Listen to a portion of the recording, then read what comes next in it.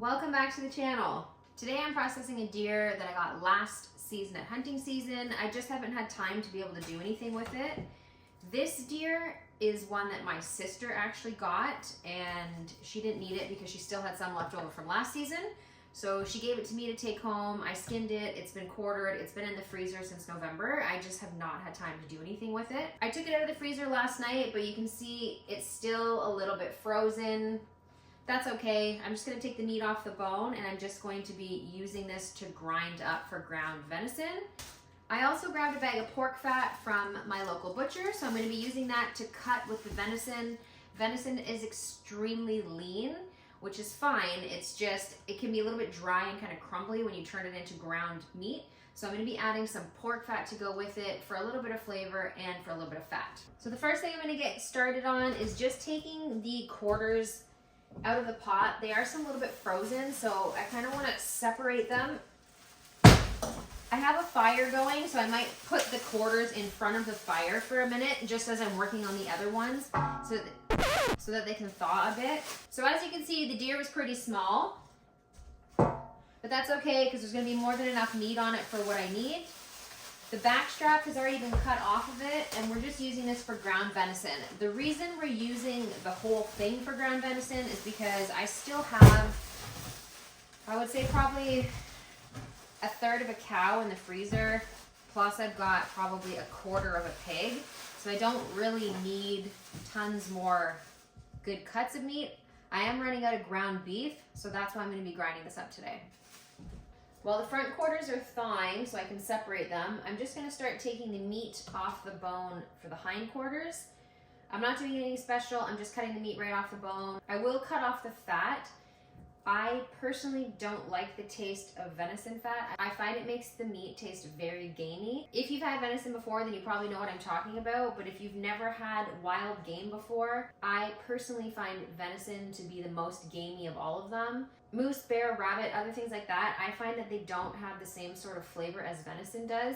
If you cook venison the right way, it doesn't have a gamey taste at all, but I find that if you leave the fat on it, and obviously we're taking the silver skin off too, but if you leave the fat or the silver skin on it, and then you don't marinate it or prepare it properly for cooking, it can have a really overpowering gamey taste, and if you're cooking for people who've never had it before, they probably won't like it.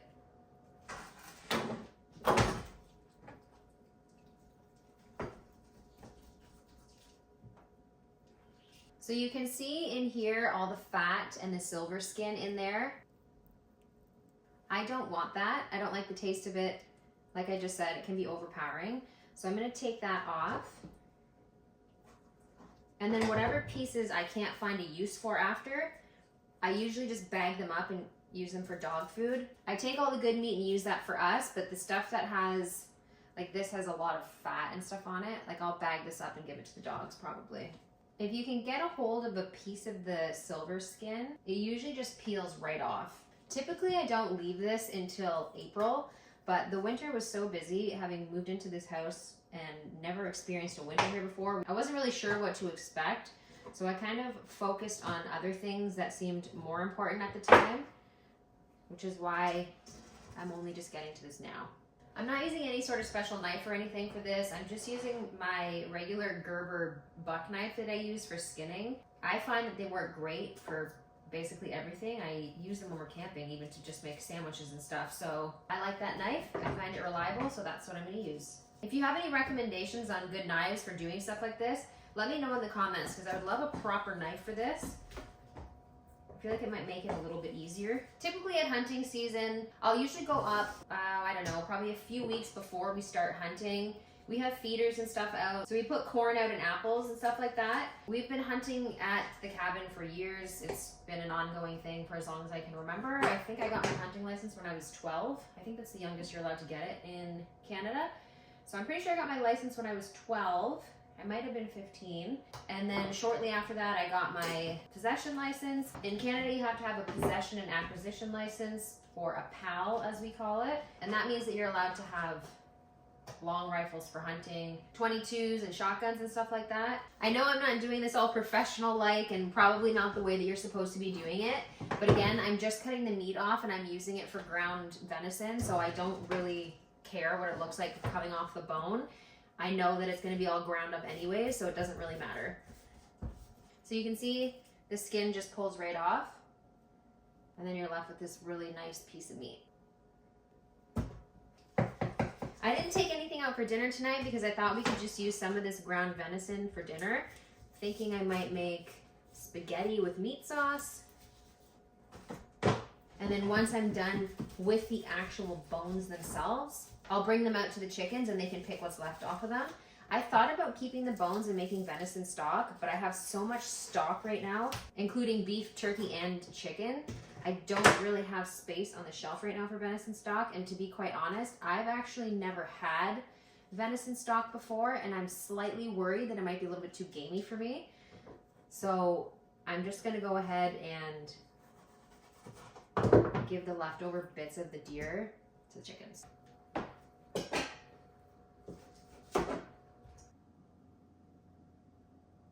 I would absolutely love to be able to tan a deer hide. I think that would be so cool to learn how to do. There's so many things on my list of things I want to try that I feel like I'm gonna run out of time to be able to try them all. So tanning a deer hide is definitely up there with things I want to try. Next year I would love to be able to do something with the fat on the deer. Unfortunately, again, just not enough time this season to try all these things. While I'm working on the front quarters, I'm gonna get the kids down here and they can start grinding up the venison. They've got their aprons on and they are ready to start helping me grind up the meat. So I've got the grinder set up here and I've got a pot on the floor that I'm gonna put the ground meat into. So they're gonna go ahead and start with the stuff that I've already taken off the bone. And then as we're going along, we're going to mix in the pork fat. You do not need to add fat. That is completely a preference thing. It's not mandatory to add fat into your venison while you're grinding it. It's just not necessary. I do it because I like the taste of it. I just find this a bit too gamey and a bit too lean for me. So like I mentioned before, I've got pork fat from our local butcher. So we're gonna grind that up and we're gonna mix it in with the venison. We'll put it in the pot, we'll mix it all up so it's all incorporated nicely, and then I'm gonna package it into 1 pound bags. I'm not gonna be adding any seasoning to the meat as we're grinding it because this meat is gonna be used for a variety of different things. If I was gonna be using it specifically just for making sausages or something, then I might season it according to whatever it was that I was gonna make with it. But because we're gonna be using this the same way we would be using ground beef for hamburgers, you know, for spaghetti sauce with meat in it, I don't want the flavor to be the same for everything, so I'll just be seasoning it as I use it when I'm cooking. So I'm just gonna grind this up the way it is plain, same with the fat, and we'll just season it as we need it when we're using it. So the button's just on the side over here, so come around the side. See where it says on? Yeah. So you're just gonna push that, and it turns on, and then you just hit that, and it'll reverse and it'll turn off.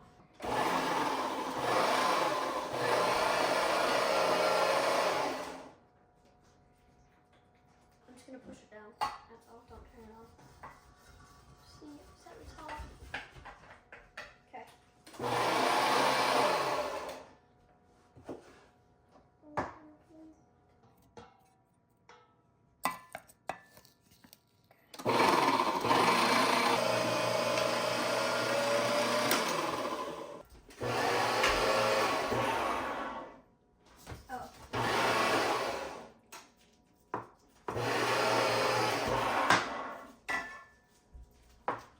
So the bowl is getting full, so we're gonna dump the bowl out into the pot. This looks perfect. It looks absolutely perfect. So we're gonna dump this into the pot, and then we'll do a bowl of fat, and then we'll mix them together. There's no real set ratio on fat to venison. I'm gonna do probably around 80 to 20. So 80% venison, 20% fat. So we'll do a bowl of this, and then I'll do a bowl of fat, and then I'll do some more venison. I'll just cut it up into Chunks.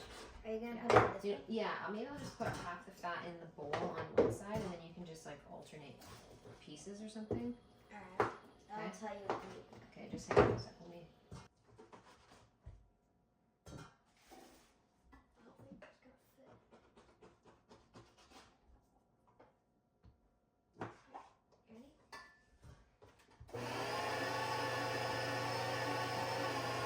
You can see the fat coming out. Look at it. It's a different color. See? It's like pink and white. You can also mix in, like you could put one piece of this and one piece of that Oh, in you there can? at the same time. Oh, wait, I'm doing that. It's gonna be cool. It's gonna be a cool one. 3, 2, 1.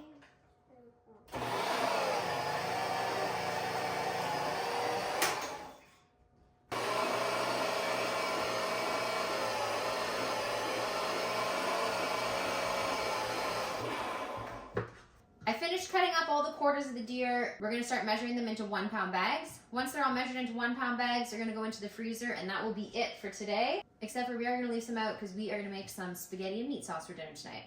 Okay, keep adding that in there. We only have a little bit left and then we're just about finished. I'm interested to see how many pounds we actually have done. While they're finishing that up, I'm gonna clean this mess up and then we can get started packing it up.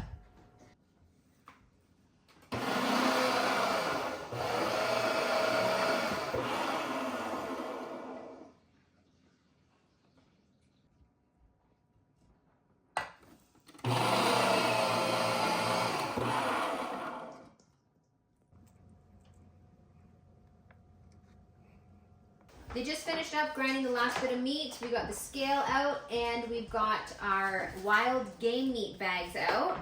I got these bags on Amazon. They're for 1 pound of meat. Well, I guess they're for more than 1 pound, but I'm only putting 1 pound in. For no particular reason did I get a camouflage bag, but they're supposed to be good for standing up while you're filling them up. So they've got like a little ridge in the bottom here. So they should stand while we're filling them up.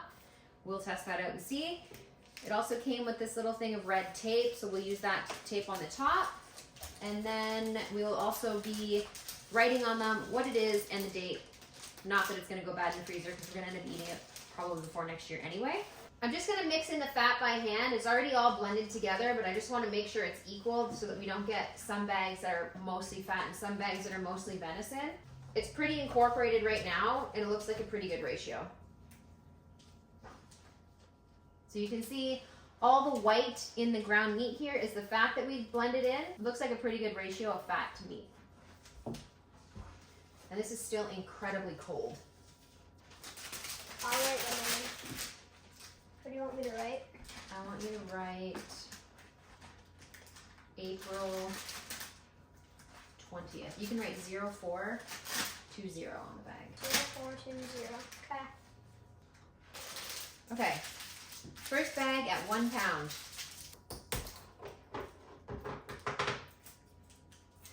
Trying to go around.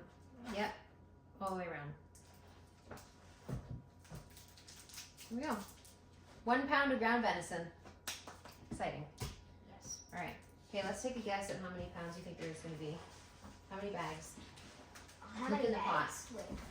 How many bags? Like 55 bags. 55? I think 55. What do you think by looking in the pot? I'm going to say 38. 38? I'm saying 38. Wait, can I say 63, 63, 45, 45. Can you please just change it now? Because I said something. Okay. 63, 38, 55, and 63. 55. This is so cold. Why don't you guys check the limit too? This will go a lot faster. Okay. I'll do the tape and you guys can. So 1 pound has 16 ounces in it, so that's 11.9. So you need to add more to it.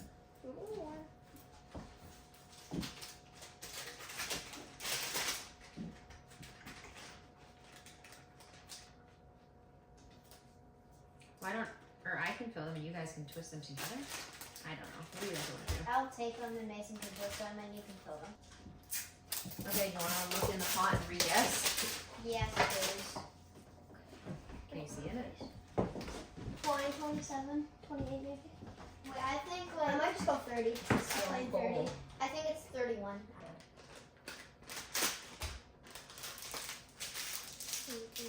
Okay, this is the last bag.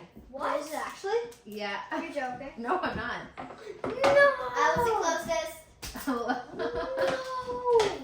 Okay, we got 1, 2, 3, 4, 5, 6, I 7, lost. 8, 9, 10, 11, 12, 13, 14, 15. I lost by a lot. And we've got half a pound in here. So we got 15 and a half pounds of ground venison. Plus we have this huge bowl here of stuff for the dogs. So that's not too bad. 15 and a half pounds. That's okay. So we just bagged up the last bag of ground venison. We have 15.5 pounds. We got a half pound in the pot because we're gonna use that tonight for spaghetti sauce, which we're gonna do right now because I'm getting hungry. Are you? Yeah. Yeah, I'm really hungry. So we're just gonna label these and we're gonna drop them in the freezer, and then it is time to make supper and see how this stuff tastes. All you're gonna write on them is 04/20. /20. And then I can go here, and Mason, you can start taking them to the freezer.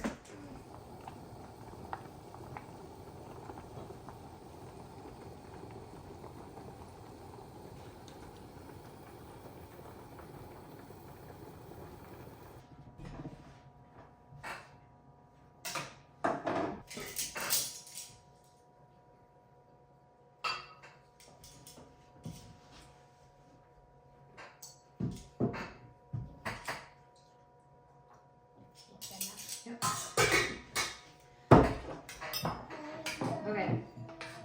This is the sauce that we made today with the venison. Can we all taste it at the same time? No, you can taste it now. I did try it already. Oh, you did? Yeah. Did you like it? Wow. Yeah, it's good. How does it taste? Good. Does it taste like deer, or does it just taste like regular ground meat? It tastes like sauce. I already tasted it when I was cooking, so I know how it tastes, and I think it tastes great. You really can't tell the difference between ground beef and this ground venison with the pork fat in it. It has no gamey flavor whatsoever, so I call that success. That's it for this video, though. Thanks for watching, and we'll catch you in the next one. Bye.